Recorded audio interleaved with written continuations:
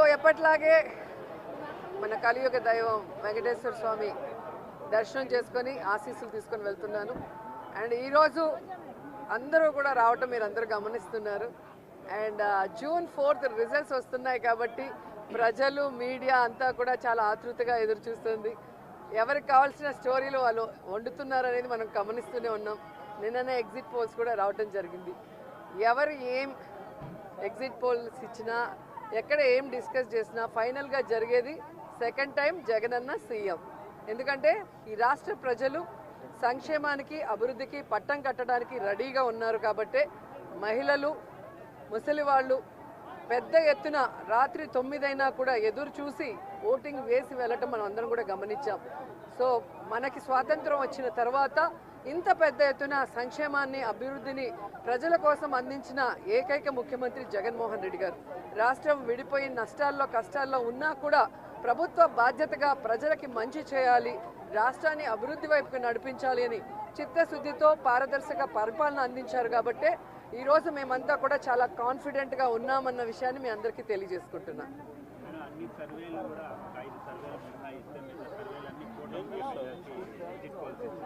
ఈరోజు కూటమి కొత్తగా పెట్టుకున్న కూటమి కాదు, ఆల్రెడీ 2014లో పెట్టుకుంది. అప్పుడైతే కొత్త కాంబినేషన్ కాబట్టి ప్రజలు ఎక్స్పెక్ట్ చేసి ఓట్లు వేశారు. కానీ 2014లో అక్కడ ఇక్కడ 2 చోట్ల కూడా కూటమి అధికారంలోకి వచ్చినా కూడా ఈ రాష్ట్రాన్ని సర్వనాశనం చేసింది. కానీ ఈ రాష్ట్రానికి ఇవ్వాల్సినది ఏమీ ఇవ్వలేదు, ఏమీ అభివృద్ధి చేయలేదు అన్నది ఈ రాష్ట్ర ప్రజలు గమనించారు. కాబట్టే ఈరోజు ఆ కూటమికి క్రేజ్ లేదు అనేది మీకు తెలుసు, మాకు తెలుసు.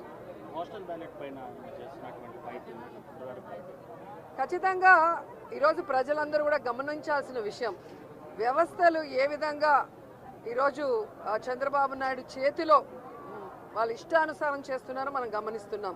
ఆ విషయాల్ని ఇష్టానుసారం ఎలక్షన్స్ అప్పుడు మార్చేయటం, అలాగే కేసులు పెట్టించడం వైఎస్ఆర్సీపీ నాయకుల మీద.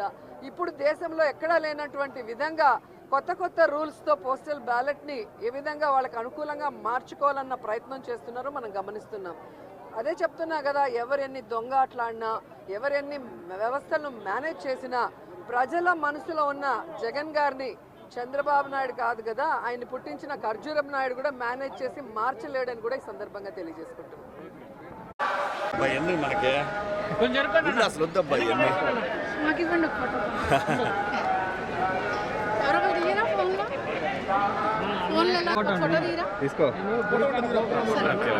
చూడండి ஓகேங்க எங்க நம்ம போட்டோகிராஃபர் சிவா ஒரு போட்டோ எடுங்க இங்க சாருக்கு okay sir thank you sir Telangana ఎట్లాగో బాగుందబ్బా, ఇంకా బాగుంటుంది. మీరు ఆగితే ఇంకెట్లా ఉంటుంది వచ్చాను సార్. ఇంకా thank you thank you thank you please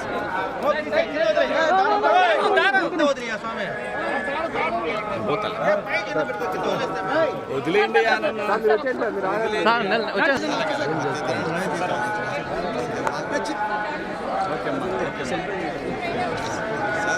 వచ్చాను సార్ అయిపోయింది. వచ్చాను సార్ నడుచుకుంటా సార్, నిలబడతాను సార్. వచ్చాను సార్, నడుచుకుంటా వచ్చాను, వాళ్ళు తీసుకుంటా ఉంటారు.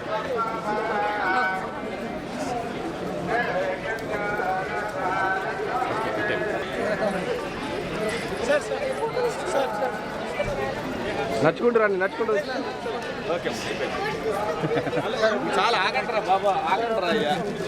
మీరు ఈ గేట్ లోపలికి వచ్చాను సార్, ఎవరు రారు సార్. ఈ గేట్ దాటి దగ్గర ఎవరు రారు సార్.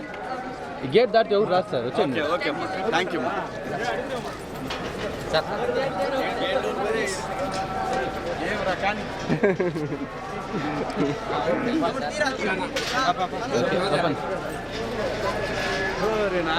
స్వామిని చూస్తే కళకళలాడుతూ ఉన్నాడు. అంతకుముందు చూస్తే కొంచెం తేడాగా ఉన్నాడు. ఇప్పుడు బాగుంది, అంతా బాగుంది. వేస్ట్ మాటలు వేస్ట్ ముచ్చట్లు చేయొద్దు.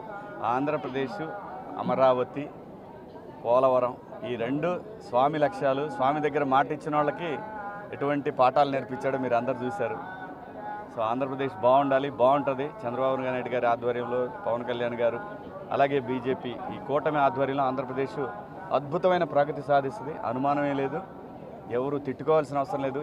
ఇప్పటికైనా అర్థం చేసుకోండి, మీరు ఆ రోజు తిట్టినా కొట్టినా తిరిగి ఈరోజు కర్మ మళ్ళీ మీ చుట్టూ తిరిగి మిమ్మల్ని తిడుతున్నారు, మిమ్మల్ని కొడుతున్నారు. అవసరమా? ప్రజలంగా ఉండాలి కానీ ఏదో భుజానేసుకొని నెత్తినేసుకొని ప్రజల్ని ఇబ్బంది పెట్టడం కరెక్ట్ కాదు. అందరూ బాగుండాలి, అంతా బాగుంటుంది. ఆంధ్రప్రదేశ్కి స్వర్ణయుగం మొదలైంది. ఇది చూసుకోండి, ఇది స్వామి నిర్ణయం. ఇది స్వామి దగ్గర డ్రామాలు దొబ్బితే ఎవరికైనా ఇదే శిక్ష.